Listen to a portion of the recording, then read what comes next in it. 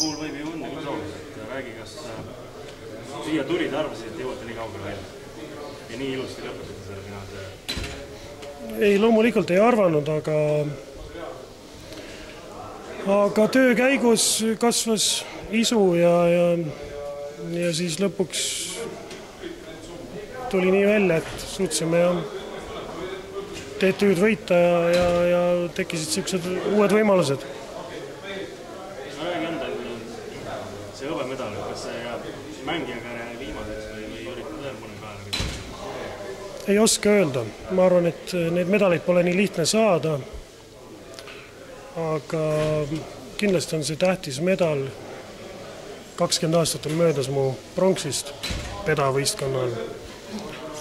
See on päris pikk aeg, tuleb vaadata passi nüüd, aga kunagi ei saa öelda, et selline väikene projekt võib ka järgmine aasta toimuda. Kõik oleneb, kuidas tervis vastu peab.